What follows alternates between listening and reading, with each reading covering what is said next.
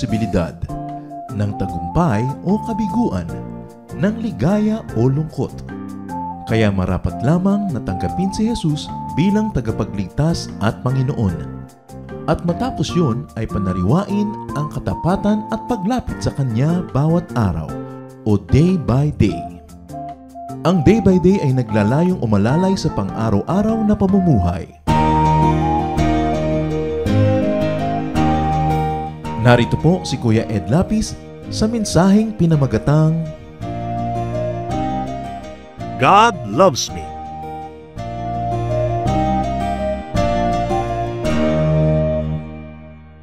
Pagpalain niyo po, Panginoon, ang bawat puso na naghahanap sa inyo ngayon, matagpuan nawa kayo. Ang aming mga katanungan nawa ay masagot. At pati mga bagay na hindi namin itinatanong, ay maalala namin itanong. Nawa, Panginoon, ang iyong kaluwalhatian, maghari sa aming dako. Rule in our hearts, O Father, dwell in the hearts of your people. And in the name of Jesus, we drive away any attempt of evil to be present, and any spirit of falsehood and lies and division, and spirits that will derail our worship, we command to leave in the name of Jesus. And we welcome you, Holy Spirit. Dwell upon us. Kasihan mo nga nawa kami, tunghayan, bigyan ng kakayahan na maunawaan ang malalim na hiwaga ng salita ng Diyos at maibigyan ng lapat ito sa aming buhay. Mangusap po kayo, aming Ama. We have gathered to hear you, not any human being but you. Use your servant as an instrument, but speak to all of us. We seek you, Father, confident that you hear, as we ask in Jesus' mighty name. Amen. Much of the meaning, much of the substance and beauty of life is shaped by who loves us. Di po ba? Sino ba ang nagmamahal sa atin? Minsan tuwang-tuwa ang isang bata dahil ipinagmamalaki niya ang pagmamahal ng kanyang magulang. O kaya naman ay ipinagmamalaki ng isang asawang babae ang pag-ibig ng kanyang asawang lalaki. Young people delight in the love of the people that they like and that they love. People bask in the love of their spouses, children, family, friends, etc. Pero na-realize na po ba natin that God loves us? Lagi nating sinasabi, lagi nababasa, pero kumisan hindi ganap na naunawaan. So, we're talking about love, God's love.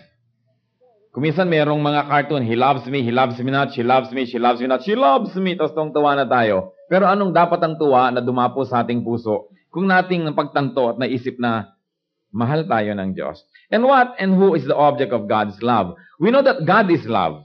Lagi sinasabi sa Bible, God is love. Ang ating Diyos ay Diyos ng pag-ibig. And the object of that love is man. Tayo. Sabi sa 1 John 4:10, this is love. Not that we loved God, but that He loved us and sent His Son as an atoning sacrifice for our sins. Pagka di po ba tayo in love, yung lagi na tayong masaya. Pagka in love ka, kahit na bulaklak, iningitian mo. Kahit tinitingnan mo lang sopas, akala mo may kung ano ka nababasang love letter. Iba kasi yung in love eh. Pero kaya natin dapat lalong ma-develop yung ating love affair with God. Kasi yung mga taong minamahal natin, kumisan nandyan, kumisan wala. Minsan minamahal din tayo in return, kumisan hindi. Pero pag ang love affair natin is with God, it's a constant. It's always there. With or without people. Better if there are people around, but even without, you can survive. And not only survive, but also remain happy. Sabi, this is love, not that we loved God, but that He loved us. Hindi siya nagmahal dahil minahal natin siya muna. Siya ang naunang magmahal sa atin. At ang patunay noon, ipinadala ang kanyang bugtong na anak, ang kaisa-isang sariling anak bilang bayad sa ating kasalanan. Kuminsan gusto nating patunayan na mahal tayo. Gusto mo bigyan ka ng singsing, bigyan ka ng relo, padala ka ng card, ng bulaklak, maalala ka. Pero ano pa ba namang patunay, ang hihigit dun sa God sent His only Son to die in our place? Ano pa kayang pagdududa ang maaring pumasok sa ating isip na mahal nga tayo ng Diyos at napakasidhi at napakasagad nung pag-ibig na yon? So, what is the nature of God's love? Tayo yung object. What is the nature? First of all, it is a great love. Hindi siya basta love, it's a great love. 1 John 3:1, how great is the love the Father has lavished on us that we should be called children of God. Minsan po ay minamaliit natin yun, hindi natin nabibigyan ng tamang pansin yung salitang children of God.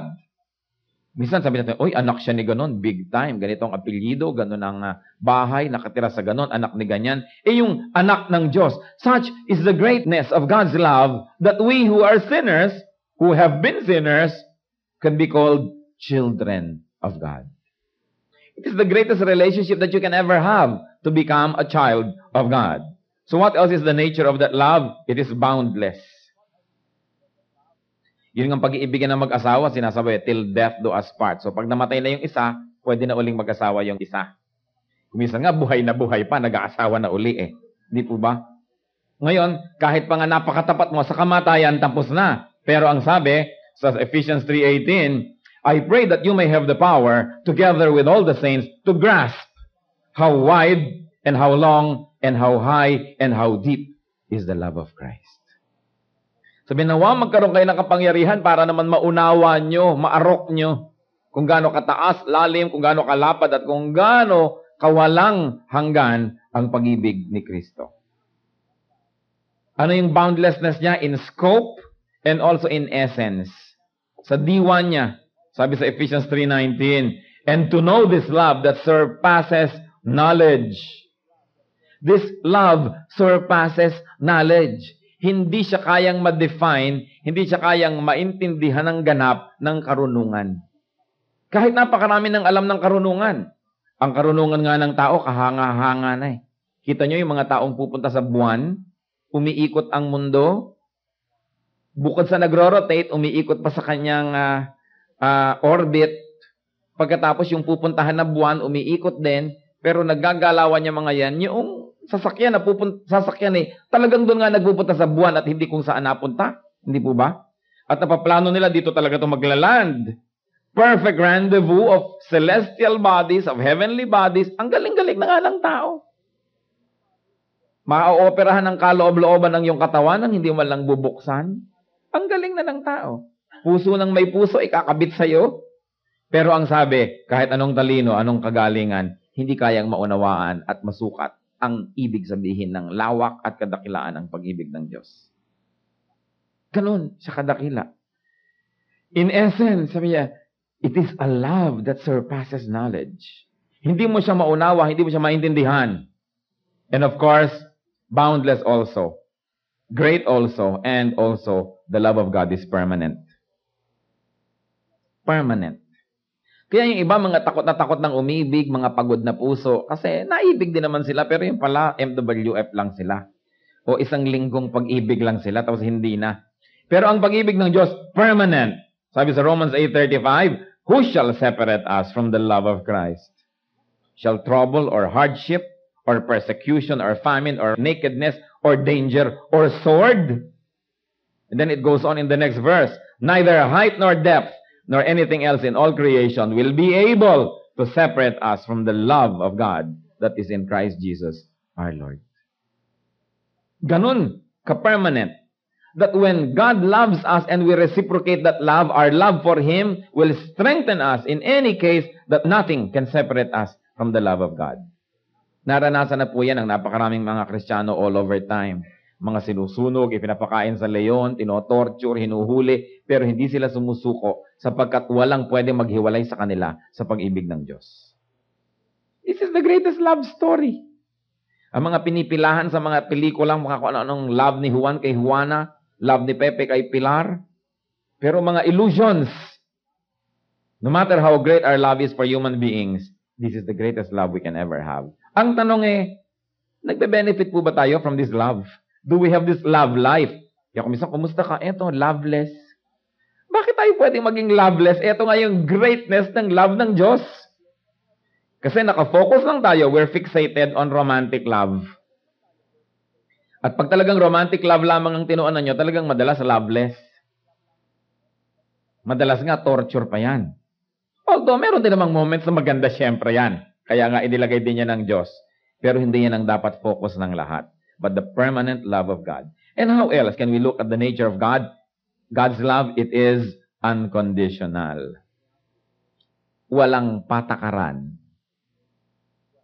Pambihirang pag-ibig ito. Romans 5:8, but God demonstrates His own love for us in this. While we were still sinners, Christ died for us. Kailan po ba namatay si Kristo para sa inyo at para sa akin? Nung bang born again na tayo? Nung bang tinanggap na natin siya at nung nagpapakabandal na tayo? Hindi po ba? Nung hindi pa natin siya pinapansin, hindi pa natin siya kinikilala, makasalanan pa tayo, nabubuhay pa tayo sa kasalanan, that's when Christ died for us. Nauna siyang umibig. Inibig niya tayo nung di pa tayo kaibig-ibig. No, ang humanity may kasalanan, destined to go to hell, destined to what? Eternal destruction. That's when God decided that He would die for us. Etong tanong, kung nung araw na hindi pa tayo ligtas, kung nung araw na hindi pa tayo nahuhugasan ng dugo ni Kristo, kung nung araw na nabubuhay pa tayo sa kasalanan at sa kadiliman ng ating mga kung ano-anong mga relihiyon, at kung nung araw na malayo tayo sa Diyos, minahal na niya tayo, di ngayon pa kaya lalo? Na nahugasan na tayo, na kay Lord na tayo, kahit paano nagsisikap na tayong magpakabanal, kinakalimutan na natin yung mga nakaraan, kahit paano tinatalikuran natin yung ating mga bisyo at mga maling relasyon, ngayon pa kaya tayo hindi lalong kamahal-mahal at kaibig-ibig sa tingin ng Diyos? Kung nung araw nga, hopeless, children of darkness, children of Satan, minahal, ngayon pa, na kumikilala na sa Diyos. It's a very unconditional love. And another thing, it's very initiative.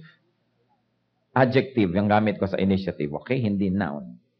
It's very initiative. It initiates. Siya ang nagpaumpisa ng pag-iibigan. Nung hindi natin pinapansin, hindi natin kinikilala, nun niya tayo inibig. Ngayon pa kayang pinansin na natin at kinilala. Mas kinalilimutan paminsan-minsan. Di lalo na ngayon tayong mahal ng Diyos. Kaya dapat walang taong sinasabing loveless ang buhay ko. And what else will characterize God's love? It is very sacrificial. So John 15:13, greater love has no one than this, that one lay down his life for his friends. Ano pa nga naman daw pag-ibig ang mahihigit doon sa inaalay mo ang iyong sariling buhay para sa iyong minamahal? And the Lord has done that. The Lord offered His life for all of us. Kaya sino man ang tatanggap ng pag-ibig na yon, ay matatanggap yon. Pero pwede nyo rin naman tanggihan. Pero sino man ang handa na tumanggap nun, ay tatanggap nun. How else is the love of God described? It is a very comforting love. Philippians 2:1. If you have any encouragement from being united with Christ, if any comfort from His love, blah, blah, blah. In other words, there is love and there is comfort in that love. Kung minsan may nagmamahal sa atin pero very uncomfortable, minamahal ka nga pero pinoposes ka. Sinasakal ka, ikinukulong ka, hindi ka na makapunta dito at makangiti doon, hindi mo nagawa ito at hindi mo na magawa yon, ginawa ka na niyang property.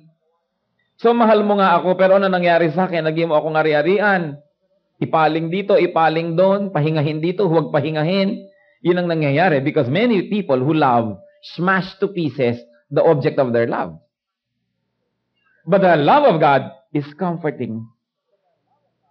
The love of God liberates instead of imprisons. The love of God allows you to be the best person that you can ever be. Kung minsan pag may mahal tayo, hindi natin payagan na mag-bloom, hindi natin payagan na lumago. Gusto natin maliit ka lang para lagi kang kasya sa aking bulsa. Huwag ka na mag-aral pa, huwag ka na umaten pa niyan. Dito ka na lang. Para haba ka nagiging mangmang, lumiliit ang iyong mundo, mas kaya kita, nasa bulsa kita. May mga ganyang love. Kung saan nakakapagsisi, bakit ba naibig pa ako ng taong ito? Kung pwede ko lang ibalik ang kahapon. Hindi po ba? Kung minsan ay ganyan ang himutok ng mga nag-aasawa. But the love of God is comforting. The more of it, the better, the nicer. And then finally, although there are many traits of God's love, but we will concentrate on 7 now, God's love is corrective. Nagpapatino. Nagtatama. Revelation 3:19, those whom I love, I rebuke and discipline. Yun ang sabi ng Panginoon. Bagamat comforting, pero yung comfort sa tama. Hindi comfort sa mali. Kasi marami pong comfort sa mali eh. Maraming guminhawa nga ako pero mali. Pero may bayad uli yun. But God's love is corrective. So, napakatayog, napakaganda ng pag-ibig na ito. Ano po ang bunga ng pag-ibig na ito sa tao? Anong nagiging advantage natin? Anong napapala natin kung mamahal tayo ng Diyos? Unang-una, when this love of God is received, it brings salvation. to people. Iniaalok eh. Hindi po namimilit ang Diyos, pero inaalok. Pagka itong inialok niya na to ating tinanggap, anong nagiging bunga? Naliligtas tayo mula sa maraming bagay. Unang-una, mula sa kaparusahan ng kasalanan. Lahat tayo makasalanan, walang exemption. Maliit, malaki, kasalanan pa rin. And sin should bring us to hell. But when you accept God's love, yung inaalok niyang, halika, mamahalin kita, mahalin mo ako. Maging anak kita, maging magulang mo ako. Ibig sabihin nun, pag tinanggap natin na magkaroon tayo ng personal na relasyon, hindi relihiyon, personal na relasyon sa Diyos. Tinatanggap natin yung kapahingahan mula sa kaparusahan ng kasalanan. We receive salvation. Bakit? Sapagkat ang ginawa ni Kristo dun sa krus, ang kanyang kamatayan, ang kanyang hirap, ibibigay sa atin yung premyo nun, which is salvation. At kinuha niya yung ating kasalanan, ang ibibigay niya sa atin yung kanyang kabanalan, kaya sa tingin ng hukuman sa langit, tayo'y banal. Therefore, those who have faith in Christ, those who accept Christ's love, get saved. Hindi na sila kailangan pang magpunta sa hell for their sins because Jesus already paid for those sins. Kaya lang, bagamat ang bayad ng Panginoon sa kasalanan ay ganap at sapat para sa lahat, ito magiging epektibo lang dun sa tatanggap. Parang meron akong hain, ang dami-daming pagkain, pwede kayong mabusog lahat, pero ang mabubusog lang yung kakain. Kasi hindi kayo kumain, hindi kayo mabubusog kahit meron pa. Ganon din yung salvation na ibinibigay ng Panginoon. Ang naliligtas lang yung tumatanggap. So ito bang unang-unang bunga ng ating loving relationship with God, that salvation is received. Another thing, graces and blessings happen when we return God's love. Ang unang-unang grasyang ibinibigay ng Diyos, pag tinanggap natin ang kanyang pag-ibig, nasisave tayo. Nagkakaroon tayo ng kakayahan na maging bagong tao. Hindi automatic na nagiging bagong tao, nagkakaroon tayo ng kakayahan na maging bagong tao sa pagsunod natin sa Kanya. So what else happens when you accept salvation? After that, we begin to accept and receive graces and blessings when we return God's love. Ibig sabihin, tinanggap ko, naaligtas ako, pero pag minahal ko ang Diyos in return, sinuklian ko ang kanyang pag-ibig at pagmamahal, nagkakaroon na naman ako ng maraming mga blessings. Pwede sigurong hindi pera, pero hindi naman ako nagkagastos, o di blessing din yon. Marami pong forms of blessings na dumarating sa ating buhay. And what else happens when I accept and then return God's love, that it grows, love for God and love for other men, is developed. Ngayon lang ako nagkakaroon ng pag-ibig sa aking kapwa, pag tunay na naranasan ko na ang pag-ibig ng Diyos. Ang sinasabi po ng Panginoon sa New Testament, kung ang binabati nyo lang ay yung bumabati sa inyo, maging ang mga hentil at mga makasalanan, ginagawa yon. Kung ang minamahal nyo lang, yung nagmamahal sa inyo, pati mga makasalanan at wala sa Diyos, ganun din mahal din nila yung kamag-anak nila Kung ang binibigyan nyo lang, yung nagbibigay sa inyo, kahit sino, ginagawa yon. Pero, ang mga anak ng Diyos, nakakangiti sa hindi ngumingiti sa kanila. Nagbibigay sa hindi nagbibigay sa kanila. Nagmamahal sa hindi nagmamahal sa kanila. In fact, nagmamahal doon sa mga nakakainis. At bakit po nangyayari yon? Kasi naranasan na ang pag-ibig ng Diyos. Dahil ang totoo, ganun ang pag-ibig ng Diyos sa atin. Minahal niya tayo nang hindi naman natin siya mahal. Binigyan niya tayo nang wala naman tayong ibinigay. Kadalasan nga, patuloy pa tayong binibigyan nang wala rin tayong ibinibigay. Iniibig tayo ng Diyos kahit tayo nakakainis. Sa palagay niyo ba, hindi kayo nakakainis? Hindi po ba? Kung minsan, ang lakas-lakas ng loob natin sabihin, nakakainis siya. Siguradong sa atin may naiinis din, alangang wala. Nakakainis din tayo. At kung tituusin, ang nakakainis ay yung kabaligtaran mo, yung hindi mo pareho mag-isip, hindi mo parehong ginagawa, nakakainis yun. Hindi ba kabaligtaran tayo ng Diyos madalas? Ang banal-banal niya, ang dami-dami nating kasalanan, ang dami-dami niyang gustong gawing mabuti, tayo naman, ganito lagi, kakontra ng kakontra, nakakainis tayo. Pero mahal tayo ng Diyos.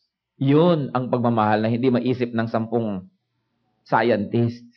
Hindi kayang abutin ng mind, ng brain, ng intelligence na pinag-uusapan natin kanina. Nasaan ang logic ng pag-ibig na to? Ba't wala namang itinatanim umaani?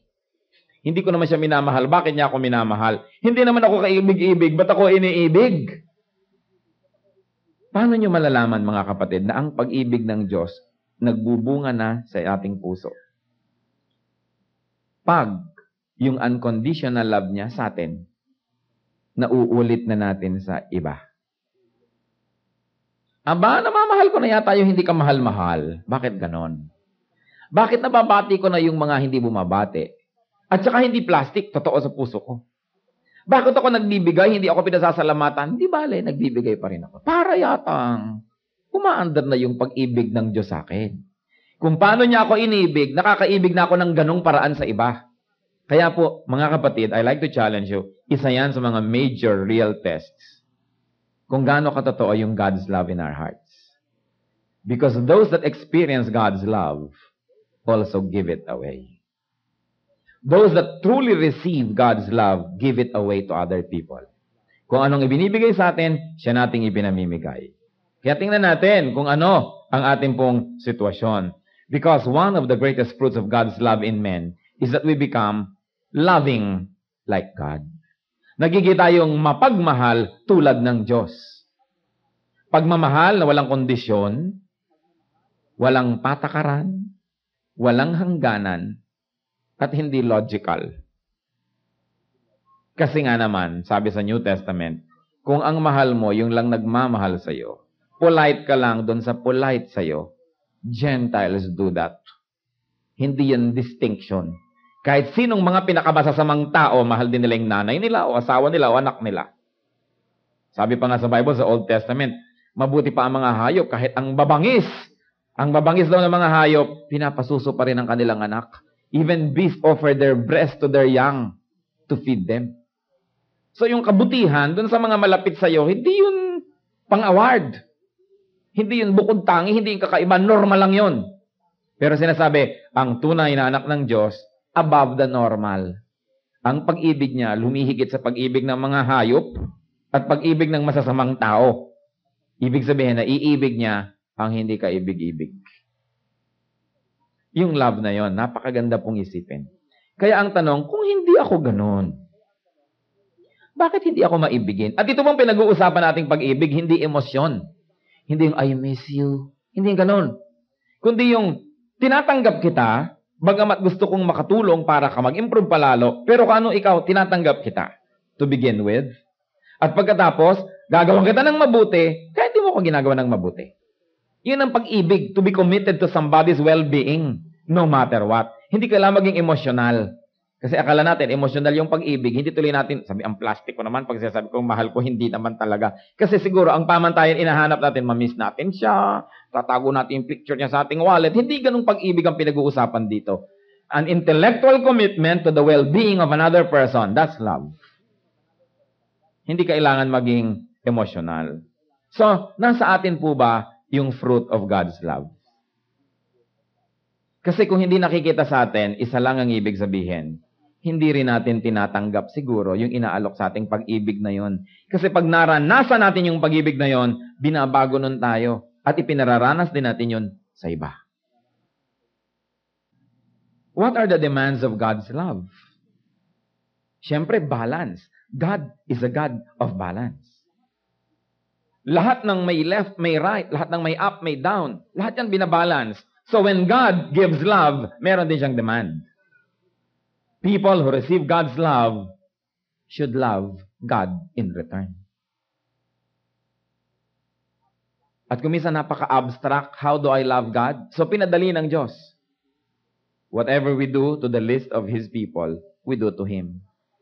So kung nahihirapan tayo dun sa abstract, hindi makita, hindi masukat, hindi mahipo na relasyon natin sa Diyos, ang pinakamagandang practice ground, mahalin ang kapwa. Sapagkat pag minamahal mo yung kapwa, ay minamahal mo rin ang Diyos. Kung babalik na rin natin, ang hindi nagmamahal sa kapwa, edi hindi nagmamahal sa Diyos. Kaya ang sabi ng Panginoon sa John 13:34, a new commandment I give you, love one another. Tingnan nyo ang inyong katabi. Yan yung one another na yon. So nyo, ito ba? Nako naman, wala na bang iba? Pero ang sabi, a new command I give you, love one another. As I have loved you, so you must love one another. Pambihira is a very tall order. Hindi niya sinabi lang, love as you will love. Sabi niya, love as I love you. At ano ba yung pag-ibig niya sa atin? Ibinigay niya ang buhay niya sa atin. Siguro naman, wala na akong dapat idagdag doon. Pag ibinigay niyo ang inyong buhay, ano pang ipagkakait niyo? Hindi lang niya inutos, magmahalan kayo. Ang sabi niya, magmahalan kayo tulad ng pagmamahal ko sa inyo. Parang mahirap. Di po ba? Ako naman, wala na bang iba? Gagawa na lang ako ng pyramid o ng tulay. Mas madali pa kaysa love this person. Pero ang point, mahirap lang kung tayo nakasara sa pag-ibig ng Diyos. Pero pag nakabukas tayo at tinatanggap natin yun, it transforms us. That when we truly receive and experience God's love, we become the fruit of that love. And we become loving in return. And we love in the same way. Kaya babalik ako sa akin kung kanina pa ipinakakadiin-diin. Kung hindi tayo nakakaibig ng ganon, isa lang ibig sabihin, hindi pa rin natin binubuksan ang ating puso para tuloy-tuloyan nating matanggap yung pag-ibig na iniaalok ng Panginoon. Because God's love transforms. Yung pag-ibig, ang lakas yan magpaiba. Hindi ba? Nakikita natin yung romantic love nga, inibig ka lang na gano'n, bigla kang sumipag. Bigla kang gawa ng assignment. Di ba? O assignment niya pala, hindi mo assignment ang ginagawa mo, pero sumipag ka. Di po ba? Yung mga, kumisan, directionless na mga lalaki, biglang na in love at mahusay ang pamakikitungan ng asawang babae, nagpapakatino. Love changes us. Pati mga bata, yung minamahal at hindi minamahal, ibang behavior niyan eh. Ibang klaseng motivation yung love. Eh ano pa kung love of God? Napakahalaga. Sabi niya, love one another. And 1 John 3:16, this is how we know what love is. Jesus Christ laid down His life for us. And we ought to lay down our lives for our brothers. Hindi kayo tanggap lang ng tanggap ng pag-ibig ng Diyos, tapos solo. Kung paano ko inibig, ganun ako iibig. Kung babalik ta rin natin, kung hindi ako willing magmahal ng ganun, huwag ko na rin tanggapin yung binibigay ng Diyos. Mahirap, di po ba? Gusto nating tanggapin ang ibinibigay ng Diyos. So dapat willing tayo to pass it on. Kaya may kantang pass it on. Ipasa yan, ipamigay. Ang miracle ng pag-ibig, habang ipinamimigay, lalong dumarami.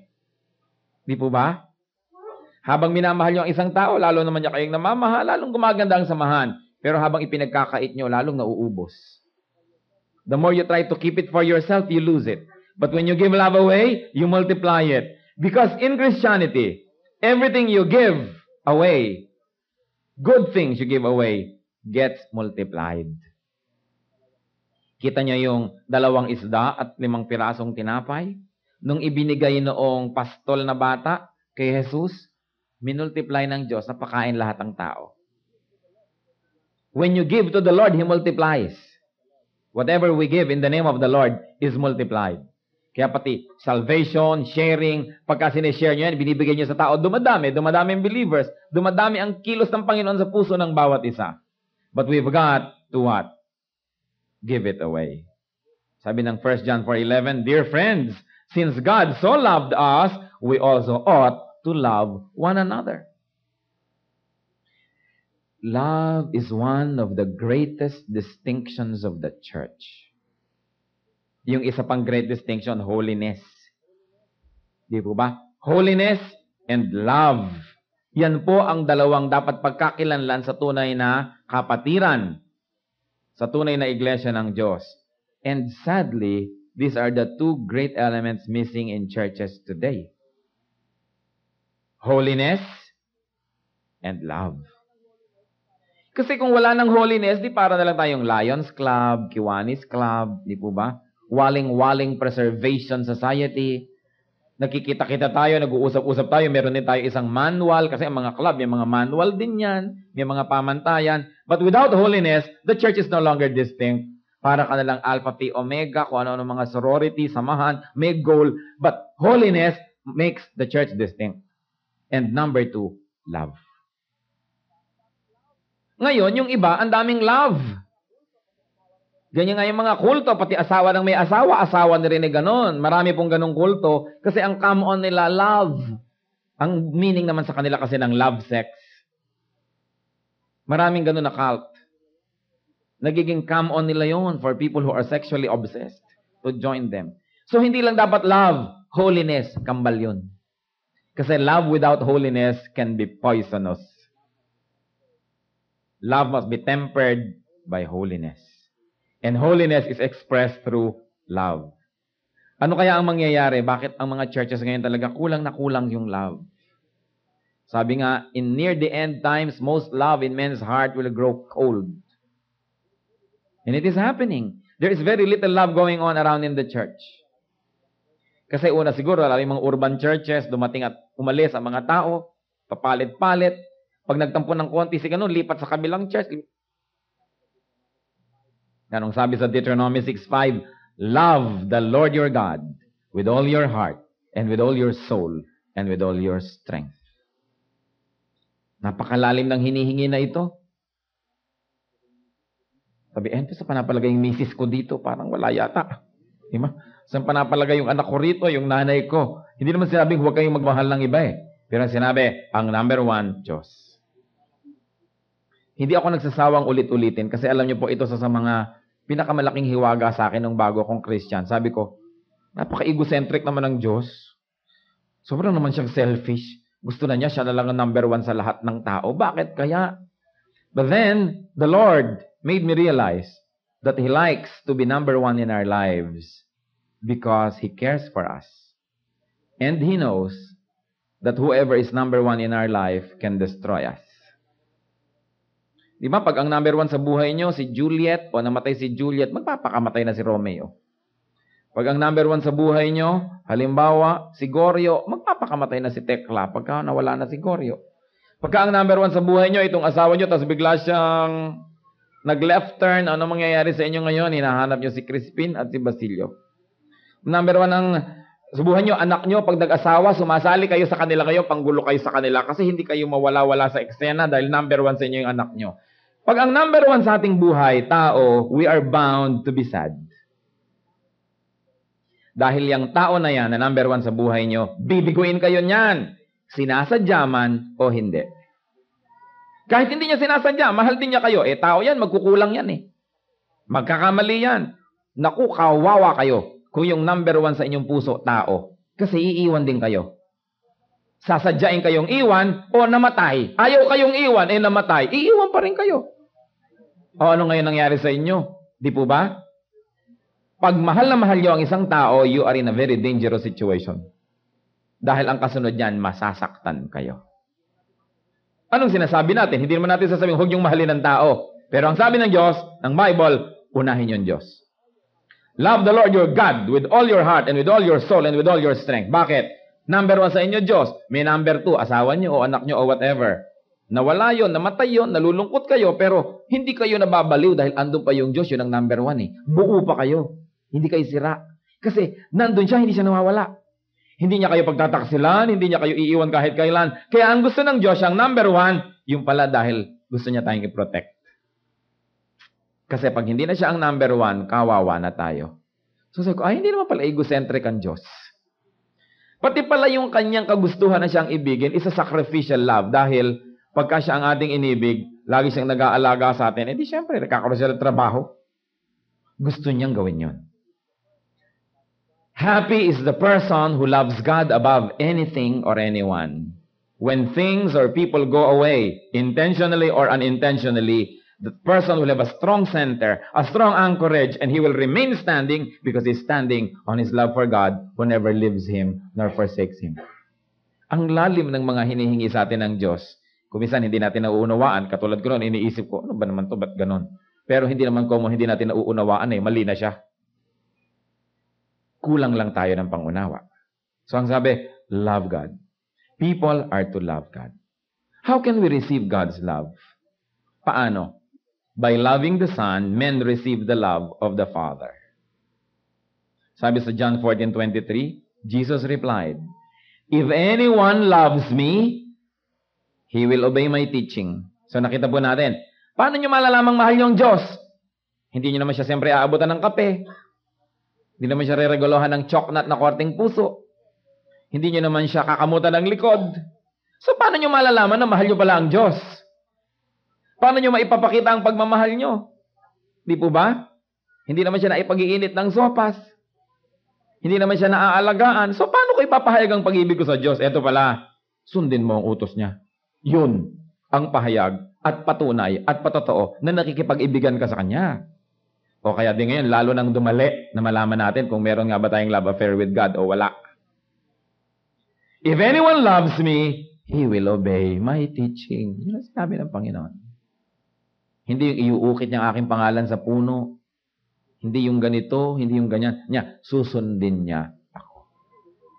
Now we are bringing down a very, very high-sounding abstract concept to something that we can really understand. That to love God is to obey Him. Ganun kasimple.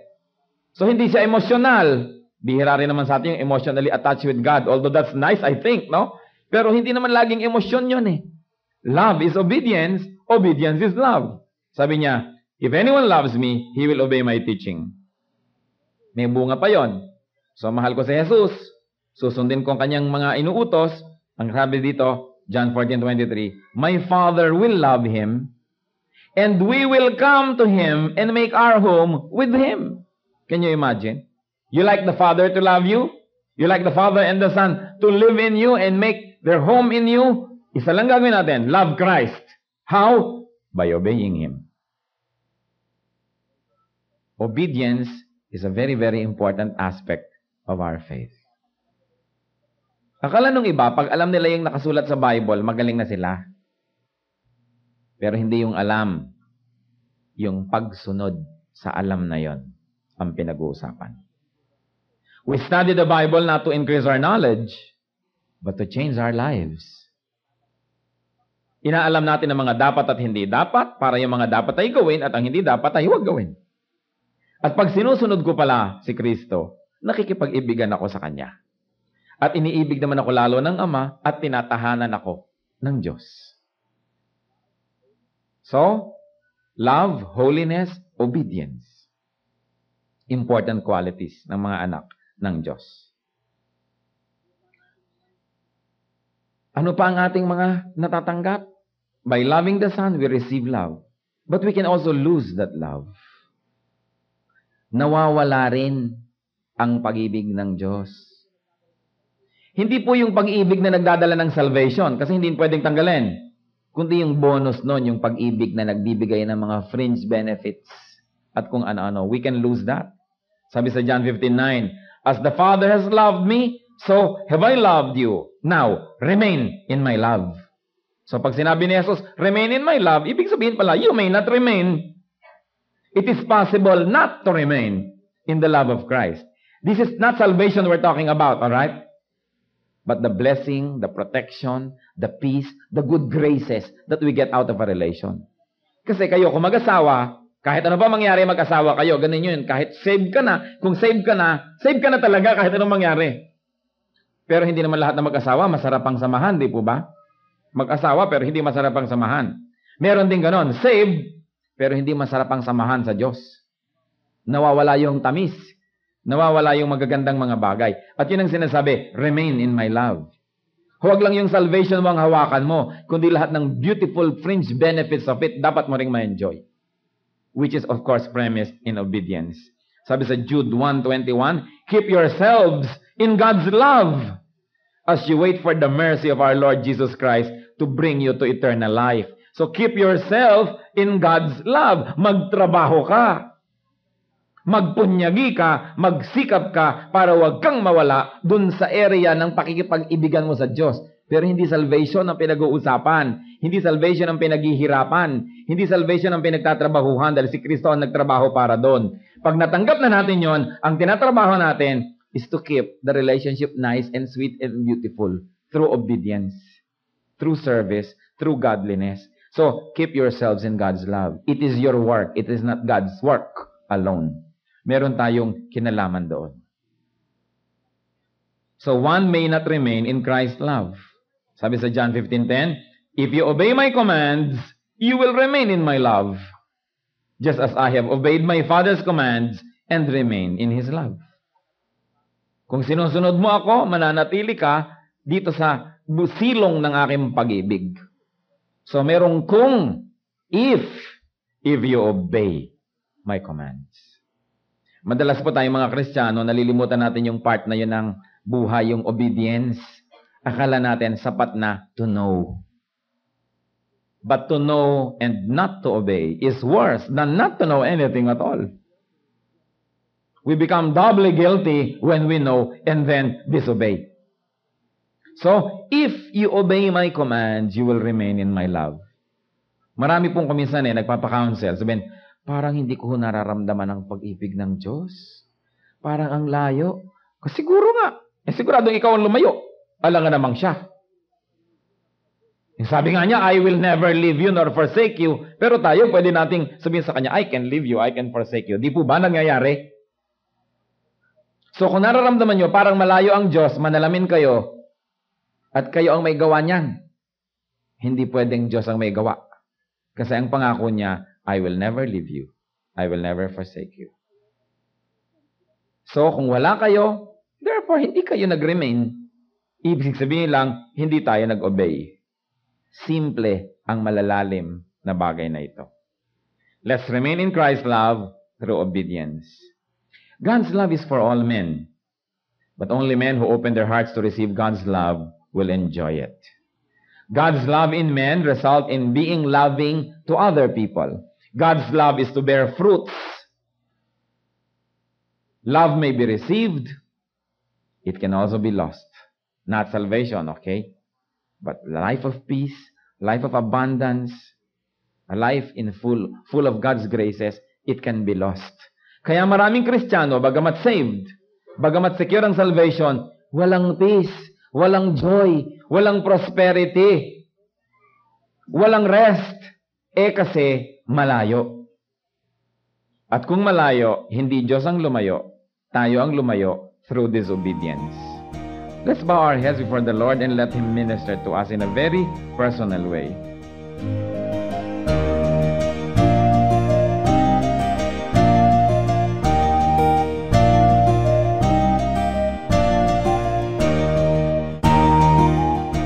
Ang katatapos pong mensahe ni Kuya Ed Lapiz ay pinamagatang God loves me.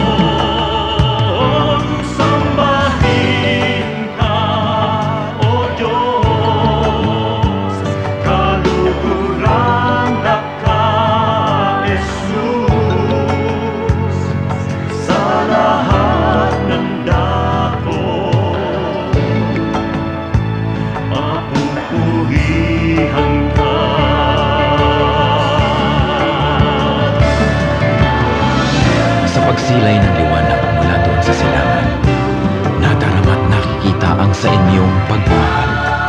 Lumalandas, humahawan, tumatanglaw sa aking daan, nangunguna, gumagabay sa aking bala ng hakbang. Sa pagdatal niyang gabi na malamig at mainam, akin namang nalalasa ang inyong kapayapaan. Patiningning ng bituin at liwanag niyang buwan, ay banayad kaya dulot ay madlang kapahingahan.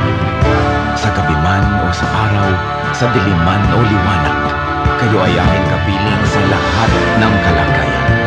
Ako'y hindi natitiis, ako'y hindi iniiwan, kaya lubos na papuri ang sa inyo'y aking alay.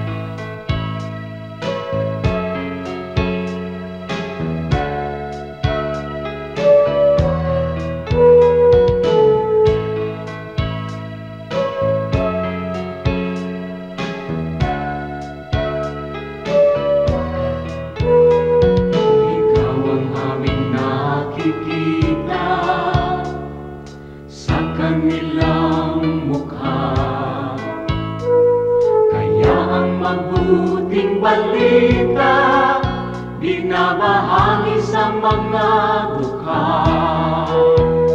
Ngunit paano nilang masisilayan ang habag at pag-ibig mo kung hindi mapatutunayan sa aming patotoo?